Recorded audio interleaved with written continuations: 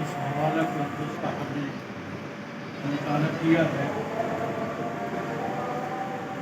اسے عرف عام میں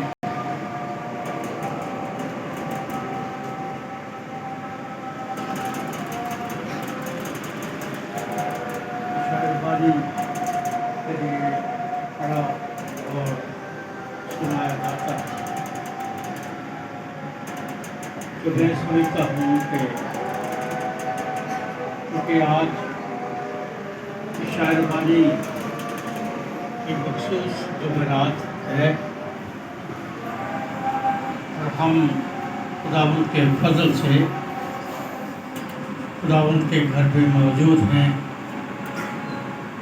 میں شکر کرتا ہوں کہ خدا نے اس سال ہمیں یہ موقع دیا ہے، زندگی دی ہے، تاکہ ہم اس کے حضور آ سکیں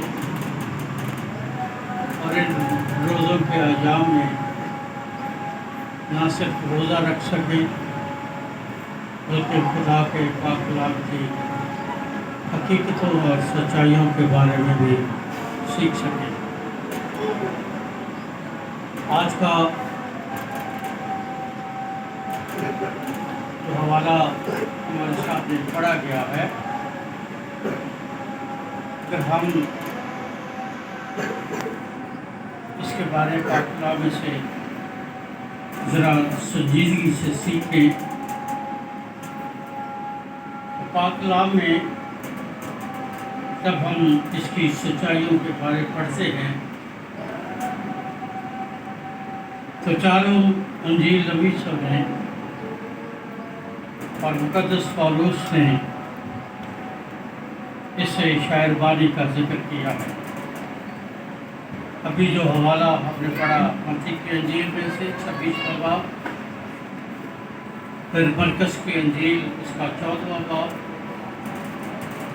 پھر لوکا کی معرفت لکھی گئی انجیل اس کا 22واں باب، اور پھر پہلا کرنتھیوں اس کے 11ویں باب سے ہم اس پاک کلام کے بارے میں، اس شاعر بانی کی رسم کے بارے میں پڑھتے ہیں۔ سب سے پہلی بات ہمیں یہ یاد رکھنا ہے کہ شاعر بانی کی رسم جو ہے یہ کسی مشن نے قائم نہیں کی، کسی ڈینامینیشن نے، کسی رسول نے، کسی پیغمبر نے، کسی شاگرد نے اسے قائم نہیں کیا۔ جو واحد سیکرامنٹ ہے یا واحد رسم ہے جسے خداوند یسوع مسیح نے اپنی زبان سے خود مقرر کیا ہے، بلکہ اس نے حکم دیا ہے کہ میری یادگاری میں یہی کیا کرو۔ یادگاری کیا ہے؟ لکھا ہے کہ اس نے شاگردوں کو بھیجا اور شاگردوں نے اس کے پاس آ کر اس سے پوچھا کہ تو کہاں چاہتا ہے کہ ہم تیرے لیے فسح تیار کریں؟ مسیح خداوند نے اس شخص کا نام بتایا اور کہا کہ جا کر وہاں فسح تیار کرو۔ پھر وہ گئے اور وہاں انہوں نے اس فسح کو تیار کیا۔ جب ہم ان تینوں اناجیل کا یعنی مقدس متی، مرکز، لوکا کی معرفت اناجیل کا مطالعہ کرتے ہیں تو چند ایک باتیں جو ہیں ان تینوں حوالہ جات میں ہمیں پڑھنے اور سیکھنے کو ملتی ہے۔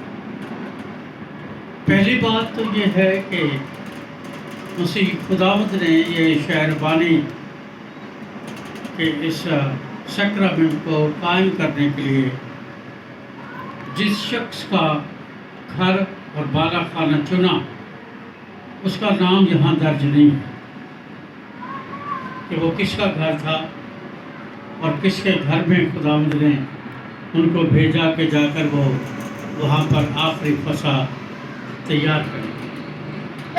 अक्सर कहा यह जाता है, जो बाइबल के तालिब इल्म हैं वो इस बात पर मुत्तफ़िक़ हैं कि ये घर मुक़द्दस मत्ती रसूल का घर था, क्योंकि मत्ती रसूल मुक़द्दस यूहन्ना के बाद और याकूब के बाद एक साहिब हैसियत शख्स था और उसका घर बहुत बड़ा था, और वहाँ खुदावंद ने उस घर को इस बड़ी सैक्रामेंटल खिदमत के लिए चुना। दूसरी बात, जब वो लिखा है वहाँ थे और उसका फसा में शरीक थे, तो एक बड़ी अहम बात, एक अहम वाक़या रूनुमा हुआ, और वो ये था कि शागिर्दों में एक बहस छिड़ गई कि हम में बड़ा कौन है। और ये बहस बाग़े अदन से आज तक कलीसियाओं में, आज के दिन तक, आज की शाम तक कलीसियाओं में मौजूद है। हम में बड़ा कौन है, हम में बड़ा पादरी कौन है, हम में बड़ा एल्डर कौन है, हम में बड़ा लीडर कौन है। ये आज तक ये बहस कलीसियाओं में जारी है, और शागिर्दों के यहाँ भी ये बहस जारी थी। और उस बहस का अगर आप कभी देखें, उसका अंजाम ये हुआ, उसका मुंतज ये हुआ कि याकूब और यूहन्ना अपनी माँ को बुला कर ले आए, जिसका नाम सलोमी था, और वो रिश्ते में कुछ मरियम की बहन लगती थी। वो उसको ले आए और उसने आकर मसीह यीशु से एक सिफारिश की। ये सिफारिश आज नहीं, शुरू से चल रही। सिफारिशें उस वक्त भी चलती थी और आज भी चलती। वो खुदा का घर हो, दुनिया का घर हो, दुनिया की अदालतें हों, बादशाहियाँ हों, घर हो, सिफारिशें चलती। वो अपनी माँ को ले आए और उसने आकर सिफारिश की कि जब तू अपनी बादशाही में आए तो मेरा एक बेटा तेरे दाएं तरफ और दूसरा बेटा तेरे बाएं तरफ होना चाहिए। तो खुदावंद यीशु ने उसे जवाब दिया कि किसी को दाएं या बाएं बिठाना ये मेरे इख्तियार में नहीं है, ये मेरे बाप का काम है। हाँ, फिर लिखा है मरकज़ के इंजील में कि उसने एक बच्चे को लिया और उस बच्चे को उनके दरमियान खड़ा करके उनसे कहा, जो इस बच्चे की तरह मुझे और खुदा की बादशाही को कबूल करता है, वो खुदा की बादशाही में या आसमान की बादशाही में बहुत बड़ा है और वो उसमें शरीक है। जब हम बच्चों की नफ्सियात पर गौर करते हैं तो बच्चों के साथ वालिदैन रोज़ाना हज़ारों झूठ बोलते हैं, लेकिन मज़े की बात यह है कि बच्चे और अपने माँ बाप की बातें मानते हैं। माँ ने कहा है इसलिए सही होगा, बाप ने कहा है इसलिए सही होगा। वो बड़ा हवाई जहाज़ मांगता है, वो 10 रुपए का जहाज़ प्लास्टिक का लेकर दे देता है, बच्चा खुश हो जाता है। ये बच्चे की फितरत है। फितरत ये है कि वो बड़ी चीज़ों की ख्वाहिश करता है, लेकिन छोटी छोटी बातों से खुश हो जाता है। तो उसने उस बच्चे को दरमियान में खड़ा करके ये कहा कि जो इस बच्चे की तरह, यानी खुदा की बादशाही में दाखिल होने वाले बड़े बड़े ओहदेदार लोग नहीं। मैं अक्सर पादरी साहब को भी और जहाँ कहीं भी मैं जाता हूँ, जब लोग मुझे इंट्रोड्यूस करवाते हैं तो बड़े अलकाब मेरे लिए इस्तेमाल करते हैं, जिनसे मुझे उनसे गिला है, गुस्सा आता है। और मैं अक्सर उन सब को ये रिक्वेस्ट करता हूँ कि मेरे लिए इतना कहना काफ़ी है कि ये खुदा के कलाम का मुनाद है, पादरी अजीज़ अनवर इसका नाम है। मैंने कहा इससे आगे इसके पीछे मेरी कोई हैसियत नहीं, और मेहरबानी करके मेरे लिए अलकाब इस्तेमाल ना किए जाएँ। ये जो इज़्ज़त माब और ये और वो, मुझे ये बातें क्योंकि पसंद ही नहीं। तो बच्चे की तरह छोटी छोटी बातें जब खुदा मेरी और आपकी ज़िंदगी में करता है और लोग उन छोटी छोटी बातों को कबूल करके उन बातों की वजह से खुदा की बादशाही को ढूंढते और तलाश करते हैं, फिर खुदा उन लोगों को और उन बच्चों को और उन खादमों को بیٹیوں کو بیٹوں کو برکت بھی دیتا ہے۔ تیسری بات جو ہمیں یہاں ملتی ہے وہ یہ ہے کہ جب وہ کھانا کھا رہے تھے تو مسیح یسوع نے ایک اور بڑی اہم بات کہی کہ تم 12 میں سے صرف 12 لوگ موجود تھے کہ تم 12 میں سے کوئی ایک ہے جو آج کی رات مجھے پکڑوائے، جس پر سب نے اس سے کہا کہ خداوند کیا میں ہوں؟ یہودا اسکریوتی نے بھی کہا، اور مسیح یسوع نے یہودا اسکریوتی سے کہا تو نے اپنی زبان سے خود کہہ دی۔ جب ہم لوکا کی انجیل کا مطالعہ کرتے ہیں تو وہاں لکھا ہے کہ یسوع نے شیرے بہن والا ڈبو کر اسے دیا اور لوگوں کو شاگردوں کو بتایا کہ جس سے میں نوالا دوں گا وہ یا جس نے میرے ساتھ طباق میں ہاتھ ڈالا ہے وہ مجھے پکڑوائے گا۔ اور آج بھی بے شمار لوگ اس کے ساتھ طباق میں بھی ہاتھ ڈال رہے ہیں اور اسے پکڑوانے کی ٹرائی میں بھی دن رات کام کرتے ہیں۔ پھر اس کے بعد جو سب سے اہم بات ہے جس کے لیے آج ہم جہاں جمع ہیں وہ یہ ہے کہ اس نے پیالہ لیا، پہلے روٹی لی، شکر کر کے توڑی اور ان کو دے کر کہا لو تم کھاؤ، کیونکہ یہ روٹی میرا بدن ہے جو تمہارے واسطے توڑا جاتا ہے۔ پھر اس کے بعد لکھا ہے اس نے کھانے کے بعد پیالہ بھی لیا اور ان کو پیالہ دے کر کہا تم سب کیا لکھا ہے اس میں سے پیو، اس میں سے پیو، اور ساتھ یہ بھی کہا کہ یہ پیالہ میرے خون میں نیا عہد ہے۔ اور پھر لکھا ہے جب کبھی پیو میری یادگاری میں یہی کیا کرو۔ آج لوگ ان گلاسیوں کو استعمال کرتے ہیں، اس کا سبب یہ نہیں ہے کہ چرچز کے پاس پیسہ زیادہ ہے، ایسا نہیں، اس کی وجہ یہ ہے کہ لوگ جراثیموں سے ڈرتے ہیں، انفیکشن سے ڈرتے ہیں، اور لوگوں کے ذہنوں میں یہ ہے کہ اگر ہم اس پیالے میں سب شریک ہوں گے تو ہمیں ایک دوسرے کے جو جرمز ہیں وہ ٹرانسفر ہو جائیں گے اور ہم بیمار ہو جائیں گے۔ وہ لوگ جو یسوع کے لہو پر ایمان رکھتے ہیں وہ دیکھیں جراثیموں سے، چھوٹے چھوٹے جرم سے، جو یسوع انہیں گناہوں سے، موت سے، قبر سے نجات دے سکتا ہے وہ انہیں بیماریوں سے شفا نہیں دے سکتا، لوگوں کو کیسا ایمان۔ پھر لکھا ہے کہ اس نے ان کو روٹی اور شیرہ دینے کے بعد کہا جب کبھی تم یہ روٹی کھاتے اور اس پیالے میں سے پیتے ہو تو خداوند کی موت کا اظہار کرتے ہو جب تک کہ وہ نہ آئے۔ لیکن روٹی کے بعد جو اس نے بڑی اہم بات کہی وہ کہی کہ یہ پیالہ میرے خون میں نیا عہد۔ سوال یہ ہے کہ پرانا عہد کیا ہے؟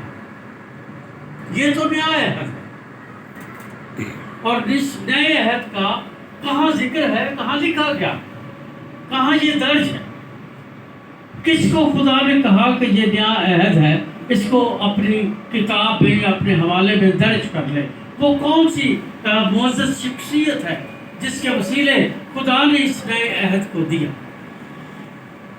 اور دوسری بات جو پہلے میں نے کہا کہ وہ کون سے عہد ہیں جن کے بارے میں مسیح خدا نے کہا یہ نیا عہد ہے اور وہ پرانے عہد۔ جب ہم بائبل مقدس کا مطالعہ کرتے ہیں تو سب سے پہلا عہد باغ عدن میں پیدائش 3 باب 15 آیت میں باندھا گیا۔ خدا نے عہد باندھا، اس نے کہا میں تیری اور عورت کے درمیان اور تیری نسل اور عورت کی نسل کے درمیان عداوت ڈالوں گا، وہ تیرے سر کو کچلے گا اور تو اس کی ایڑی پر کاٹے گا۔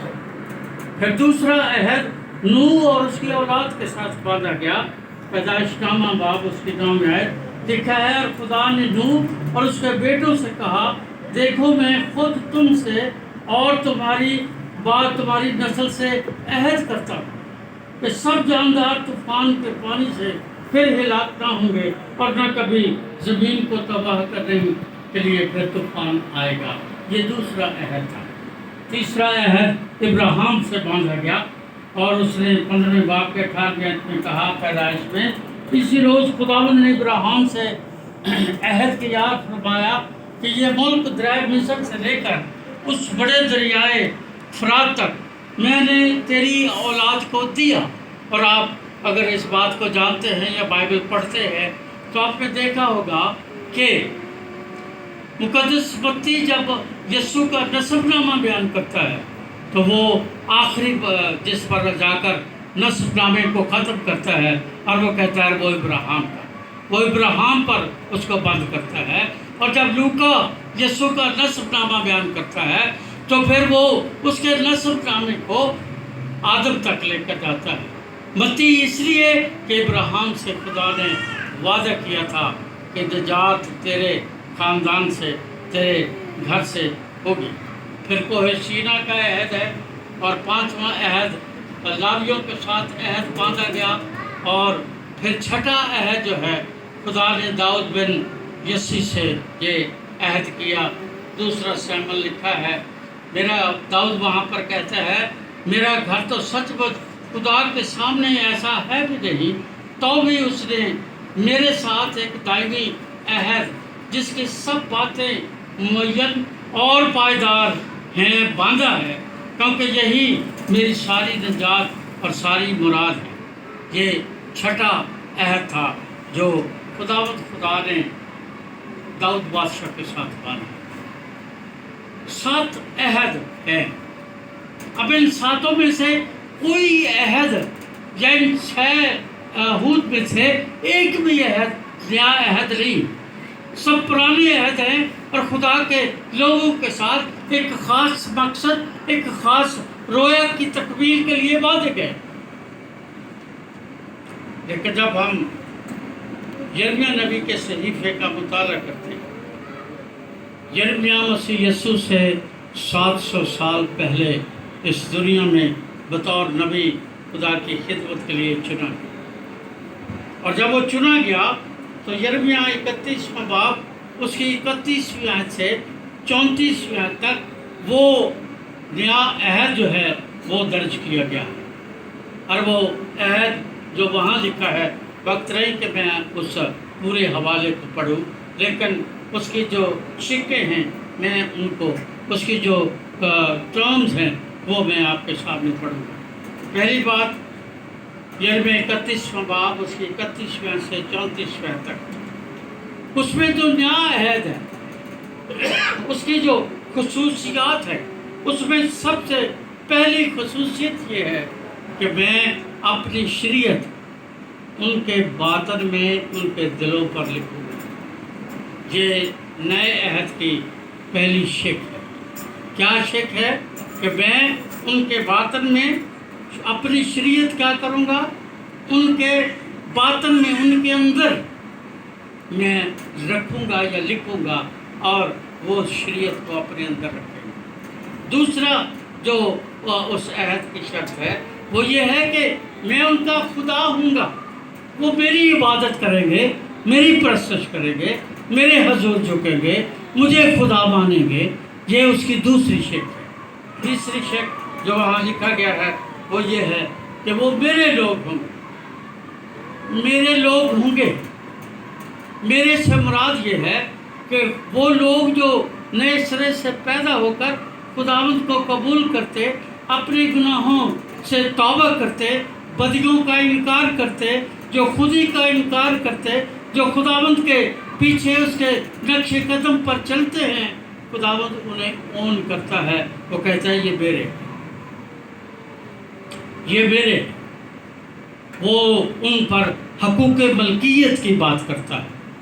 وہ ان کو کہتا ہے کہ یہ میرے لوگ ہیں. اور ایسے لوگ ہیں جن کی صورت میں نے اپنی ہتھیلی پر کھود رکھی ہے. اور پھر وہ اپنے ایماندار بیٹوں اور بیٹیوں کو یہ بات بتاتا ہے کہ جو تجھے چھوتا ہے وہ میری آنکھ کی پتلی کو چھوتا ہے، کیونکہ لکھا ہے کہ وہ میرے لوگ ہوں. چوتھی بات جو اس عہد میں ہے وہ یہ ہے کہ چھوٹے سے بڑے تک مجھے پہچانیں گے اور جانیں گے. میں کل ہی گفتگو کر رہا تھا اپنے بچوں کے ساتھ. میں نے کہا میں عمر کوئی میری خاص نہیں تھی. ہم چھوٹے چھوٹے تھے، گاؤں میں رہتے تھے. میرے والدین چونکہ وہاں خدمت کرتے تھے. میں جو گھر میں اکیلا ہوں، میرے لیے میری ماں اور میرے باپ کا پیار جو تھا وہ ہمیشہ بے شمار تھا۔ بہت پیار کیا انہوں نے مجھے، بہت لاڈ کیا، میں بہت لاڈلا، بہت پیارا تھا۔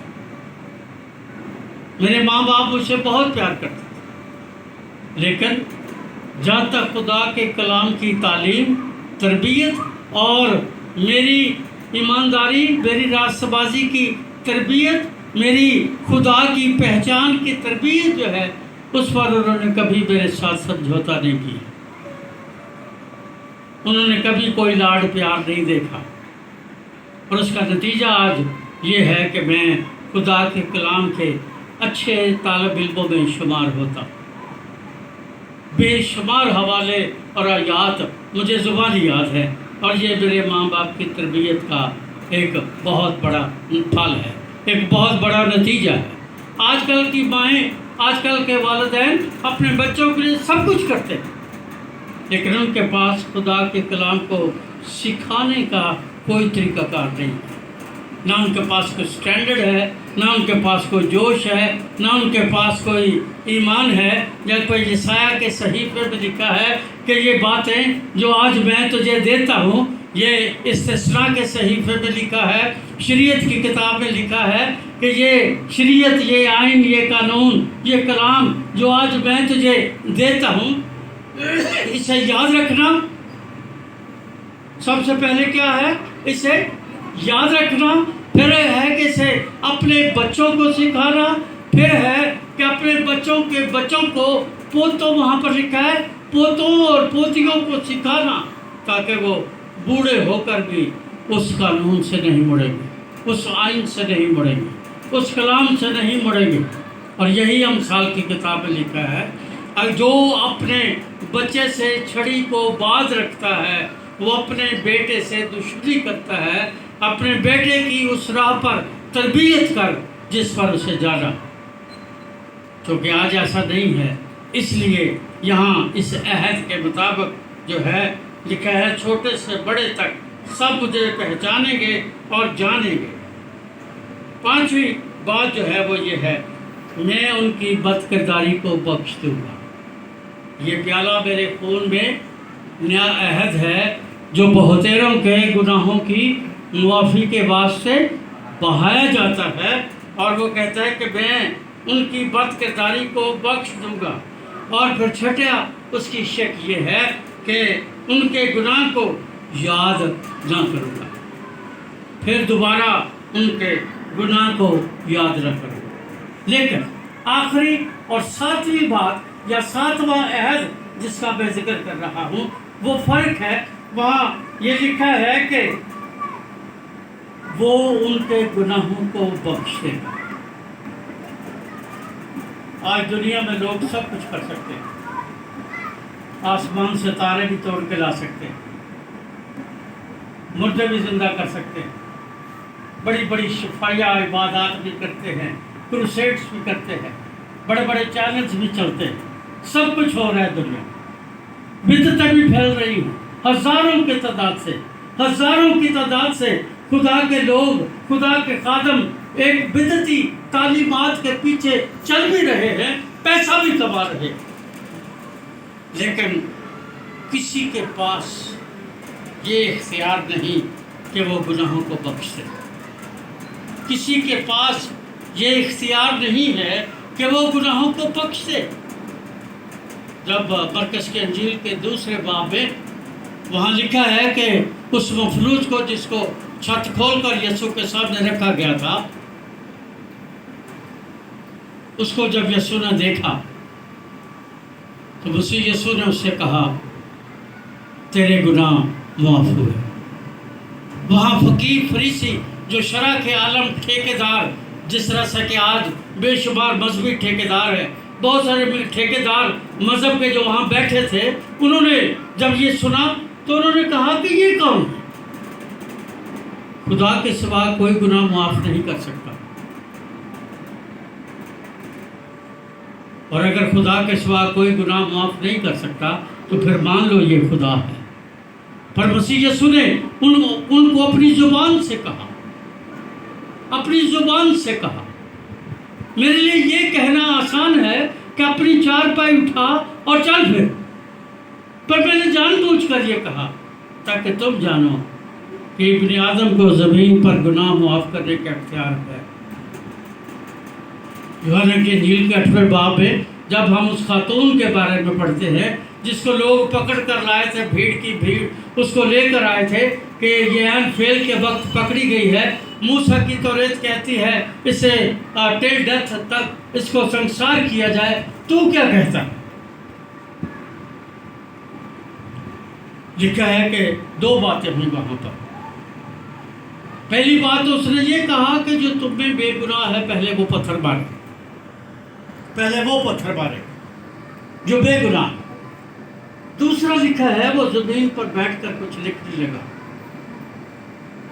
اور پھر تھوڑی دیر کے بعد جب اس نے منہ اوپر اٹھایا تو اس خاتون کو اکیلے دیکھا اور اس سے کہا کہ یہ لوگ کدھر چلے گئے؟ اس نے کہا کہ سب چلے گئے. اس نے کہا جا تو بھی سلامت چلی جا اور پھر گناہ نہ کرتا. گناہ کیا تھا؟ اگر وہ حرام کار ہے، اگر وہ بدکار ہے، اگر اس نے گناہ کیا ہے، زنا کیا ہے، وہ شخص کون سا تھا؟ وہ اس کو ساتھ نہیں لائے. اگر وہ شخص کو ساتھ لاتے تو پھر ثابت ہوتا کہ یہ حرام کار ہے. ہم کئی بار اپنے مفاد کی خاطر، کئی بار اپنے آپ کو بچانے اور اپنے آپ کو صحیح رکھنے کے لیے ہم خدا کے کلام کو بھی توڑ مروڑ کر پیش کرنے سے باز نہیں آتے. وہ عورت کو لے آئے پر وہ آدمی ان کے ساتھ نہیں تھا، تو مسیح خداوند نے کہا جا پھر گناہ نہ کرنا. اس کا مطلب کیا ہے؟ کہ خداوند کو گناہ معاف کرنے کا اختیار ہے، اور یہی اس نے کہا یہ پیالہ لو اور تم سب اس میں سے کیا کرو؟ پیو، کیونکہ یہ پیالہ میرے خون میں وہ نیا عہد ہے جو 700 سال پہلے یرمیہ نبی کی معرفت 31ویں باب میں بیان کیا گیا ہے. یہ اس کی شکیں ہیں، اور ان شکوں کے مطابق 7ویں شک یہ ہے کہ وہ ان کے گناہوں کو معاف کرتا ہے، وہ ان کے گناہوں کو معاف کر دے گا. اور عزیزو یہ بات یاد رکھو، یہی بات پہلا کرنتھیوں کے 11ویں باب میں پولس کہتا ہے. روٹی لی، شکر کر کے توڑی، پیالہ دیا، ان کو کہا تم سب اس میں سے پیو. لیکن آخر میں وہ بیان کرتا ہے 11ویں باب کے ان آیات میں، بہتر ہے کہ آدمی اس میز اور اس روٹی میں اور اس پیالے میں شریک ہونے سے پہلے اپنے آپ کو جانچ لے. کیا جانچ لے؟ کیا جانچنا ہے اسے؟ کیا پرکھنا ہے؟ کیا تول کرنا ہے؟ کیا مول کرنا ہے؟ کس چیز کا تجزیہ کرنا ہے؟ کس چیز کا انالیسس کرنا ہے؟ کرنتھس کے خط میں لکھا ہے پہلے اپنے آپ کو آزماؤ ایمان پر ہو یا نہیں. پہلے اپنے آپ کو آزماؤ کہ ایمان پر ہو کہ نہیں. پہلے اپنے آپ کو جانچو ایمان پر ہو یا نہیں. تم نے خداوند کو قبول کیا یا نہیں؟ تم نے توبہ کی یا نہیں؟ تم نے اپنے گناہوں سے پھر کر خداوند کو قبول کر کے اپنی زندگی کا اختیار اس کو دیا یا نہیں کہ ریاکاری سے ہی زندگی بسر کر رہے ہو؟ اس نے کہا جو بھی اس پیالے میں شریک ہوتا ہے، جو بھی اس روٹی میں شریک ہوتا ہے، اس کے لیے بہت اچھا ہے، کیونکہ اس کے سوا اور کوئی عہد، اور کوئی حکم، اور کوئی ذریعہ، اور کوئی ہمارے پاس علاج نہیں سوائے یسوع کے لہو کے. یسوع کا لہو ہی ہمیں گناہوں سے دھو کر پاک اور صاف کرتا ہے. لیکن ضرورت اس بات کی ہے کہ لوگ اپنے آپ کو جانچیں، اپنے آپ کو آزمائیں، اپنے اندر جھانکیں. دنیا کو تو جس قسم کا ہم چاہیں کہ بیروب بن کے دکھا سکتے ہیں، پر خداوند تو جانتا ہے. وہ تو دلوں، خیالوں، ارادوں، نیتوں کو جانتا ہے.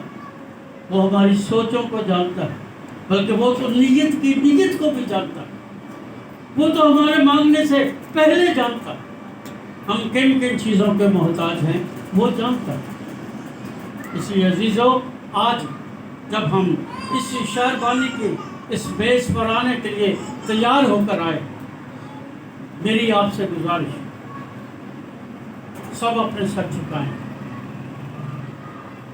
کسی کے لیے نہیں، اپنے ماں باپ، بہن بھائی، دوست عزیز، اپنے خاوند، اپنے بیوی کے لیے سر نہیں جھکانا، اپنے لیے جھکائیں، اپنے اندر جھانکیں، اپنے آپ کو جانچیں، پرکھیں، ہم ایمان پر ہیں یا نہیں، اور اگر ایمان پر نہیں ہیں تو پھر اس سے پہلے کہ اس پیالے میں، اس بدن میں، اس روٹی میں شریک ہوں، اپنے ایمان کو درست کریں، اپنی بندگی، اپنی عبادت کو درست کریں، اپنے عقیدے، نظریے کو درست کریں،